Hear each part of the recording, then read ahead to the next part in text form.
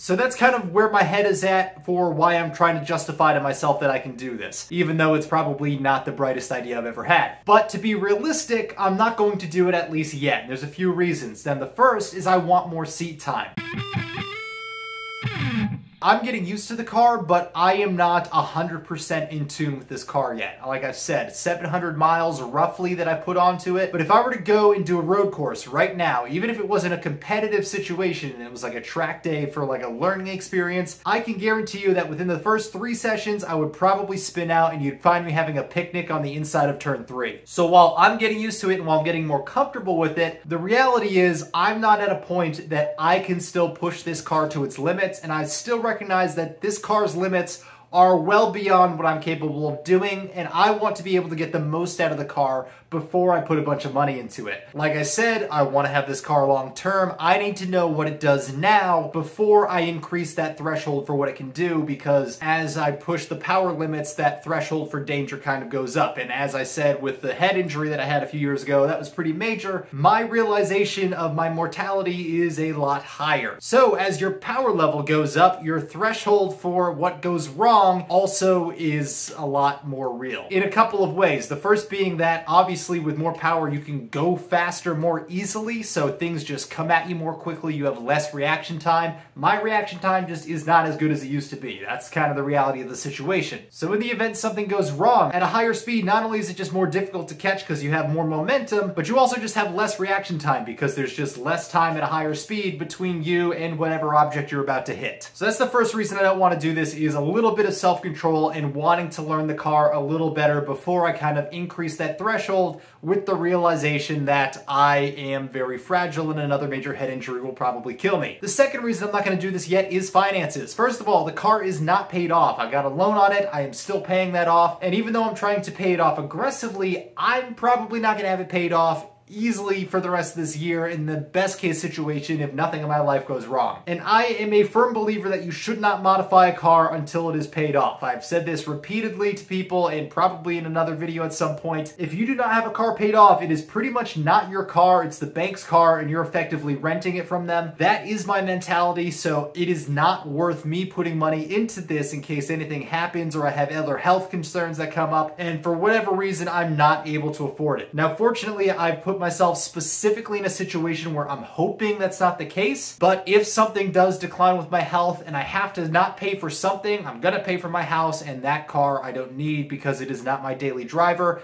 That would be the first thing I sacrifice in that situation. Beyond that, like I said, $3,000 to $4,000 in parts for the modifications I'm looking at, and then if I go to forced induction, I can't see it being less than $10,000 to $15,000 by the time you work out the odds and ends and you do the cooling system upgrades and the clutch and all that. That's a lot of money to me, and I repainted my own wheels because I don't have that kind of money to just throw at a vehicle. So to me, that's an ultimate goal, but not one that I'm quite financially prepared for at this point in my life. The other part that ties into that is the long-term reliability. So I am worried about long-term operating costs. That's part of the reason why I bought this over some of the other competitors that I looked at. This is supposed to be one of the more reliable cars in this performance bracket. This is definitely a mistake that I have made in the past. I had a 2002 WRX and I modified it a lot more heavily than I ever planned to. I got a little carried away with my build, but as part of that, the reliability of the car suffered a lot. It was truly getting to the point before I sold the car that it was spending more time in the shop than it was on the road. And for me, you know, I like working on the car. I don't like needing to work on the car every single weekend to keep it running because that just gets to be a chore and it's no longer enjoyable at that point. Now, I like to do my fun projects, repainting the wheels. That was fun for me. The ceramic coating, you know, that was a day or two. I think that was pretty fun and I think the car looks great. Repainting brake calipers, I've done stuff like that. You know, quick projects that have a pretty instant gratification that aren't like, I need to do this to keep the car functioning. Those are projects I enjoy. When it gets to the point that every week I'm like, okay, now I popped the radiator, now I broke an axle, now I fried all of my spark plugs because my fuel was way too rich. You get into this situation where not only are you getting absolutely nickeled and dimed with these stupid parts that just collectively add up, but now you can't enjoy the car because it's not running. You're constantly having to worry about and schedule time to work on it. And then there's just that element of, oh, I think it's going to break all the time, so that you no longer enjoy driving it. And that's kind of where I was at with my WRX. Again, I don't want to be in a situation where I'm like worried that something's going to break every time I hit the throttle and I just got to figure out what. So supposedly the cam and the exhaust and the intake, that will take it to a point that it's powerful enough, but not so powerful that I'm like snapping axles and blowing the clutch every 7 miles. But even so, just the possibility of it having come from a car previously that was in that realm, it just makes me hesitant, and I'm not sure I'm willing to take that dive yet until I've done a little bit more research, because I'm way over analytical about everything. Because I don't want to be in that situation again where I'm just afraid to drive it, because that sucked. Even if it was running fine that week, just the mental anguish of thinking something was going to break, that outweighed the benefit of driving it. So it just kind of sat. So at this point for me, even if I had the money right now to pay off the car and to do all the mods I wanted, I would still really have to do some research into the reliability, because that would be my biggest mental roadblock before doing anything to this car. And the other part that I already said I was worried about is ruining the drivability. So when I had my WRX, the exhaust I put on it was way too loud. The coilovers were a little bit low and a little bit too aggressively set up, so the ride wasn't really comfortable. And I lived about 2.5 hours away from my parents. I would still go visit them often enough. And then obviously I would take my dog with me when I did that, but I didn't want to put my dog in my Mustang because like that was my nice new car, so I always put him in the WRX. But taking a car like that for a 2.5 hour drive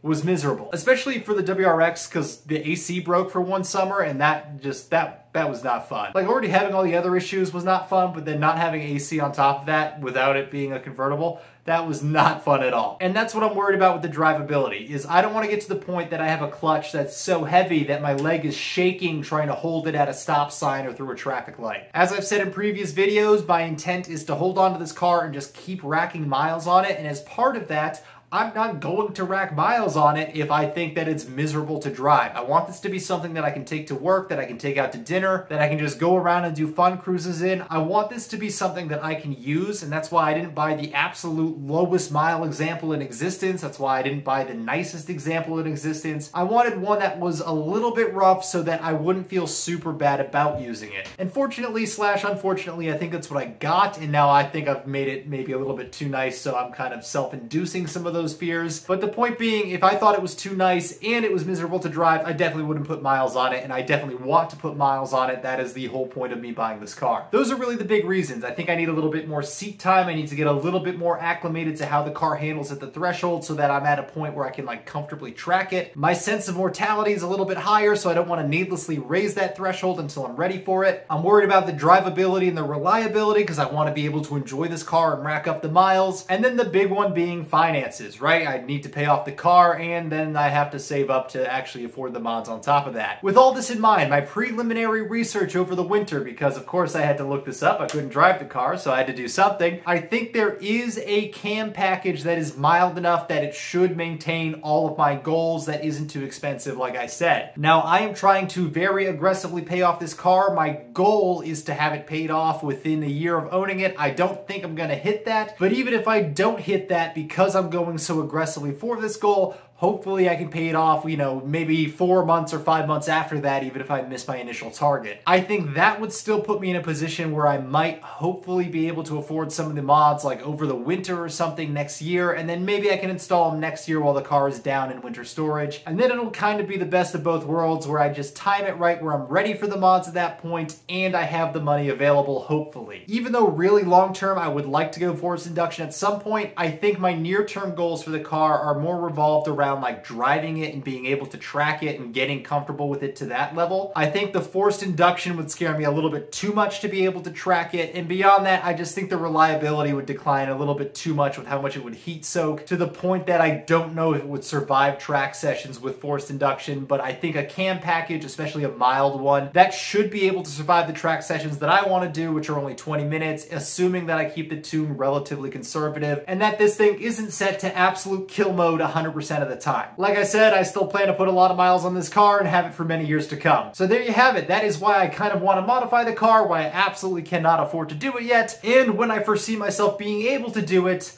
hopefully assuming that I haven't killed myself and scared myself too much and sold it. Because realistically, I am not a professional driver, I'm not going to be one anytime soon, and even though I don't inherently think the car is super dangerous, I am concerned for the longevity of my license, and I do definitely try to respect the power for this car because it is enough to get away from you, and I think there is a reason that it is known as a Widowmaker, and I'm not trying to prove it right. And with that, I'm going to knock on the closest thing I've got to wood nearby, but that is all I got for this episode. Thank you guys for watching, and I will see you next time.